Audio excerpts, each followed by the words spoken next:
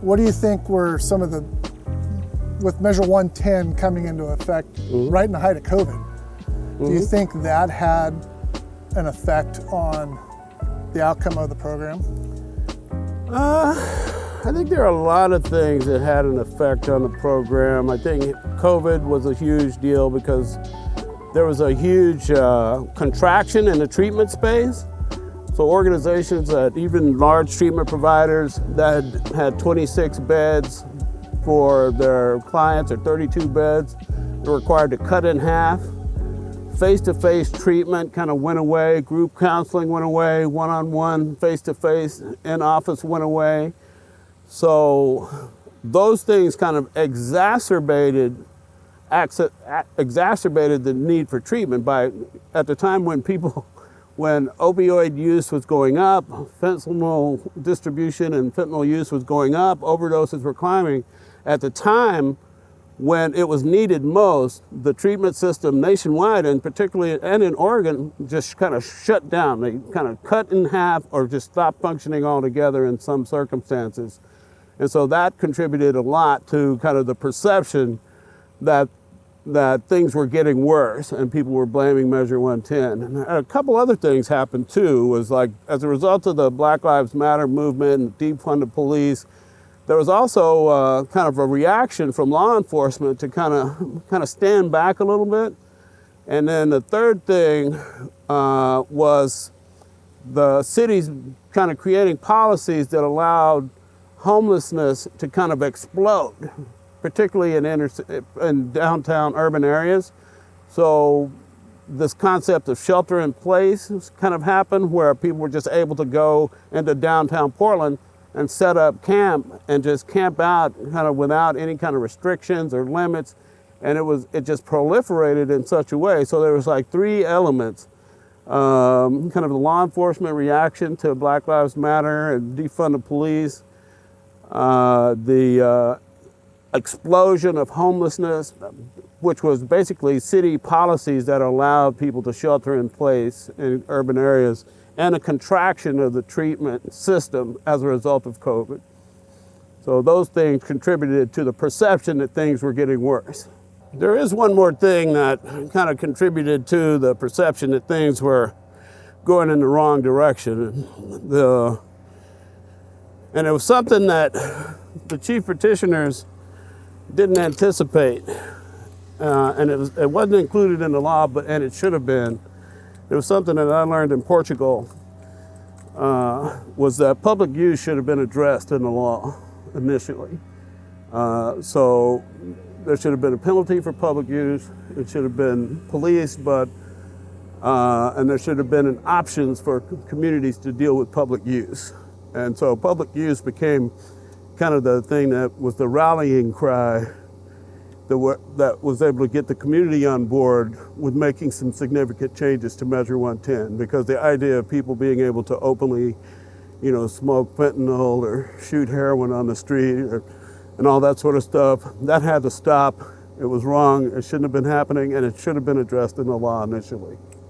Yeah, I mean, and from a law enforcement perspective, because I spent the majority of my years out on the road enforcing things, the accountability piece is another thing. I mean, I understand the thought process behind decriminalizing and whatnot. The problem was there was no accountability, or at least that we saw from a law enforcement standpoint. So if I was to encounter somebody that had a user amount, I'd write them a citation, give them the number to call to start their treatment screening. It's a $100 citation, or I think it was $110. There was no consequences if they didn't make the phone call, or no consequences if they didn't show up to court. And so when you issue those citations and there's no repercussions for not doing the things that we're trying to do to get you the help that you need, it's like a 2-year-old being told not to touch the hot stove. Well, they don't really understand that until they actually touch the hot stove. And so that was a frustrating piece for law enforcement is, okay, decriminalize it, but there's got to be some type of consequences, because, and I I looked at the statistics this morning, and I don't remember them off the top of my head, but I know over like the 3-year period that that 110 was in effect, there was a little over 10,000 citations issued, and there was less than 10% of those people that actually called and asked for treatment. And so my question is in retrospect, for somebody that like you that's been on it, would have you changed pieces of that to hold people a little more accountable? Yeah, we're not going to decriminalize, or we'll decriminalize it. We're not going to hold you necessarily criminally responsible unless you don't follow through with the second chance. Yeah, I've heard that argument, and it's kind of like this carrot and stick philosophy. You know, the idea though that if you give people the option of whether or not to seek treatment, and you then invest in communities, particularly with peer support, outreach workers out in the community, going into the parks, talking to people, engaging people, making services available in every county, all the services that are funded by Measure 110, housing, harm reduction, peer support, low barrier treatment, including detox, and supported employment, making all those things available in every county, and really investing heavily in those services.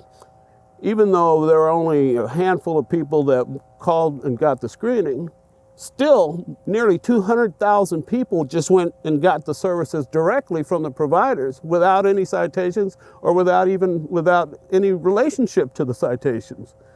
So a couple 100,000 people getting services that didn't exist prior to Measure 110 is kind of the focus that we had as an organization, and kind of something that the Oversight and Accountability was really proud Oversight and Accountability Council was really proud of.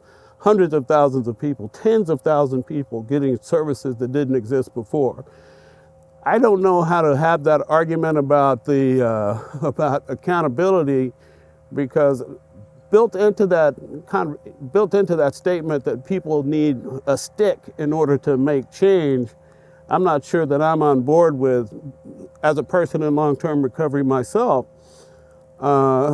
And I don't know that Josh even knows this, but I was incarcerated. I was actually at Lompoc, and back in 95, 96, or 96, I was actually in federal prison, got out of prison, came back to Portland, and within a year I was back on crack. And, you know, and I thought while I was in prison there was no way I was ever gonna go back to using drugs. But all it took was a hit of pot and a sip of beer, and I was back on the street looking for crack. And so this idea, so my personal experience in that law enforcement doesn't have that much, or incarceration even doesn't have that much impact on your ability, in terms of an accountability. There are lots and lots of stories where people get that nudge from the judge, and they are able to turn their lives around. But I was out of prison a year and a half, back on crack, before I really kind of landed back into the rooms of recovery. And what happened for me was I changed my rooms of recovery. I got away from downtown, stiff shirt, AA, and I went out to Southeast Portland to kind of bare knuckles Narcotics Anonymous. And so that was a big shift for me, and it was something that I self-directed. So anyway, it's just the way I look at it.